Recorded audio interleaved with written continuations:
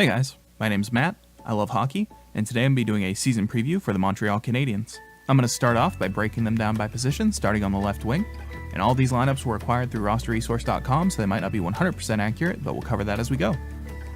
First you have Max Pacioretty, Max Domi, Jacob Delarose, and Nicolas Deslauriers.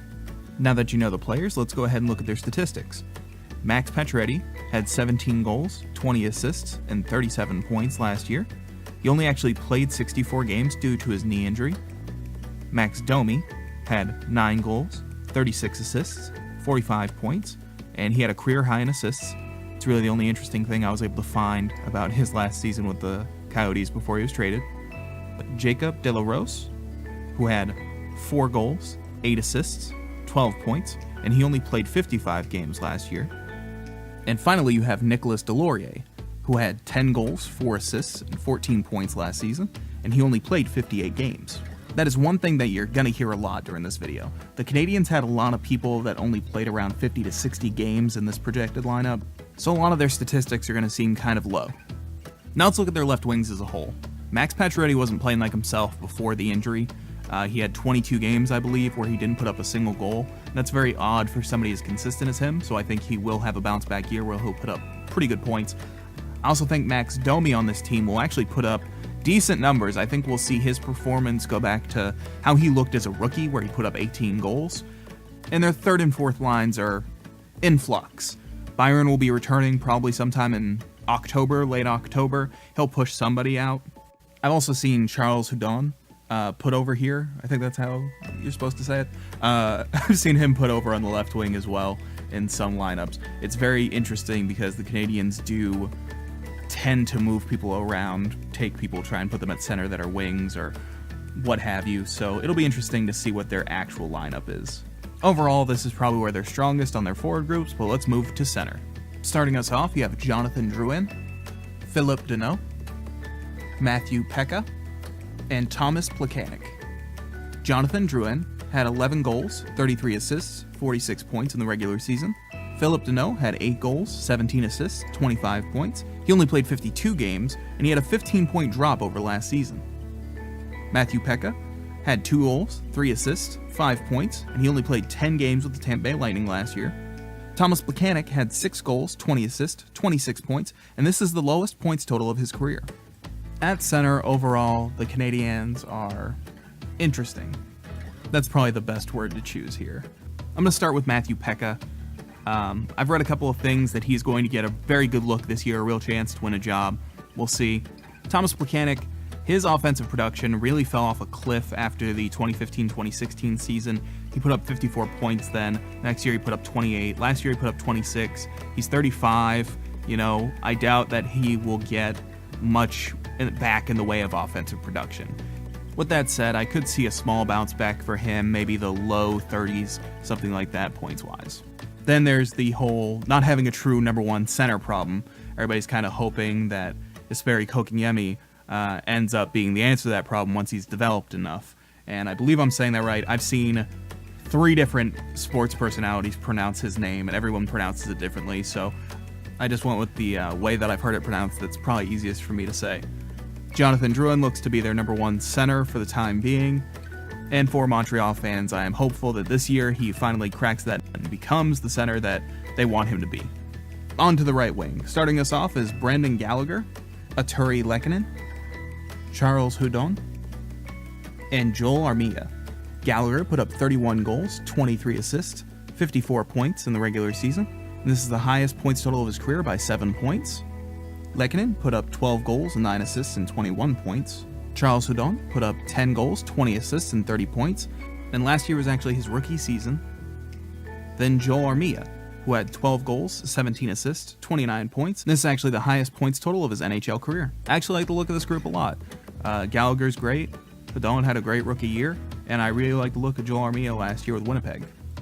You add Andrew Shaw into that when he recovers and comes back from injury, probably once again in late October, and this is a pretty solid right wing. They might not be a super flashy group with a lot of big names, but Gallagher is one of those players that I feel like people don't really appreciate unless they watch a lot of Montreal games, and the rest of the guys are pretty good. Overall, I'd say if everyone steps up, they're good enough to get the job done. Now we got the forwards wrapped up, let's look at defense. You have Karl Alzner, Victor Mete, David Schlemko, Jeff Petrie, Jordy Ben, and Noah Juulsen. Karl Alzner had 1 goal, 11 assists, 12 points, and a total on ice time per game of 20 minutes and 5 seconds. Victor Mete had 0 goals, 7 assists, 7 points, and a total on ice time of 15 minutes and 35 seconds. David Schlemko had 1 goal, 4 assists, 5 points, and a total on ice time of 18 minutes and 4 seconds. Jeff Petrie had 12 goals, 30 assists, 42 points, and a total on ice time of 23 minutes and 30 seconds. Jordy Ben had 4 goals, 11 assists, 15 points, and a total on ice time of 18 minutes and 58 seconds. And Noah Juulsen had 1 goal, 2 assists, 3 points, and a total on ice time of 19 minutes and 25 seconds. With that said, here's a few interesting pieces of information. Karl Alzner led the defenseman on this team in penalty minutes. This was Victor Mete's first year, and he only played 49 games in it. David Schlemko only played 37 games this year, and he's never had an NHL season where he played more than 67 games. Jeff Petrie had his highest points total of his NHL career. Juulsen only played 23 games this year, and Jordy Ben has a great big bushy beard. Now the notable absences are Xavier Ouellet, Mike Riley, and Shea Weber.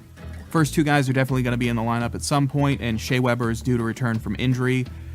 It depends. I've seen some places report it as October, and then most places I've seen report it as December. So I'm going with December most likely.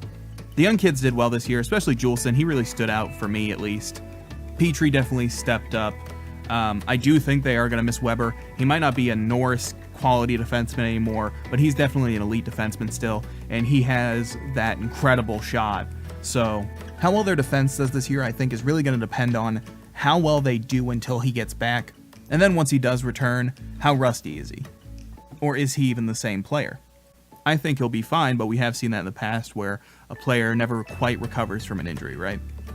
Moving right along to the goaltending, you have Carey Price and Antti Niemi.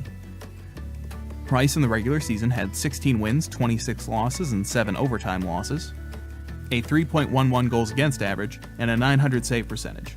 These are actually the lowest stats of his career. Antti Niemi had 7 wins, 9 losses, and 4 overtime losses, a goals against average of 3.12, and a save percentage of .911. Now the interesting thing is he played 3 games with Pittsburgh, 2 games with Florida, but when he was in Montreal, his numbers were significantly better. He had 7 wins, 5 losses, 4 overtime losses, a goals against average of 2.46, and a save percentage of .929. Price's health, of course, is the big question. I don't think it'll be a problem. I think he'll be fine in this year. I think that he's going to put up amazing numbers again. He is the best goaltender most years, or at least arguably the best goaltender most years. And then Antti Niemi has proven that he can be a very solid backup, especially behind this defense in Montreal. He seems to have performed really well last year, so we'll see how it all works out, I guess, but I'm pretty optimistic about their goaltending as a whole. Now looking at their additional skaters and their injured players. Their projected additional skaters are Nikita Scherbak, Mike Riley, and Xavier Ouellet. Their injured skaters are Paul Byron, Shea Weber, and Andrew Shaw. Nikita Scherbak had 4 goals, 2 assists, and 6 points. Mike Riley had 2 goals, 16 assists, 18 points, and a total on ice time per game of 14 minutes and 58 seconds. Xavier Ouellet had 0 goals, 7 assists, 7 points, and a total on ice time per game of 13 minutes and 51 seconds. Paul Byron had 20 goals, 15 assists for 35 points. Shea Weber had 6 goals, 10 assists, 16 points, and a total on ice time of 25 minutes and 21 seconds per game. And Andrew Shaw had 10 goals, 10 assists, and 20 points. Scherbak only played 26 games last year, Riley only played 19 with Montreal. Ouellet only played 45. Byron is due to return in late October, Weber mid-December, and Shaw is also due to return in late October. Now let's look at their signings and re-signings in the offseason. Philip Deneau signed a 3-year contract for $3,083,333. Joel Armia signed a 1-year contract for $1.85 million. Jacob Delarose signed a 2-year contract for $900,000. Matthew Pekka signed a 2-year contract for $1.3 million. Xavier Ouellet signed a 1-year contract for $700,000. Thomas Plekanec signed a 1-year contract for $2.25 million. Max Domi signed a 2-year contract for $3.15 million. and Antti Niemi signed a one-year contract for $950,000. That leaves them with $7,812,025 in cap space.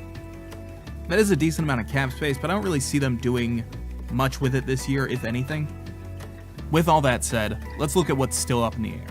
This is something I like to do at the end of every one of my season previews, where I look at what is still up in the air. These are basically questions that I think will determine whether or not a team performs well this year, or if they perform badly this year. The first thing I think the Canadiens will need is a hot start. I really think that they need to come out of the gate winning, and then they'll get infusions of new blood as the season progresses, as people recover from their injuries. Speaking of injuries, they have 3 players that will be returning from injuries during the season. How long will they be rusty for? Will they all come back the same? Those are really important questions to how well they'll do this year. The next question is Max Pacioretty. Does he end up getting traded out? So there's been a lot of talk of him getting traded before the season starts. Doesn't look like that is going to work out. So will he get traded at the trade deadline? Potentially. It really depends on how well they're doing, I think, at that point. Their special teams. There's no easy way to put this. Their PK was 74.1%, and then their power play was 21.2%. That leaves them tied for 13th in the league on the power play, and with Weber out for a good chunk of the season, that could potentially go down.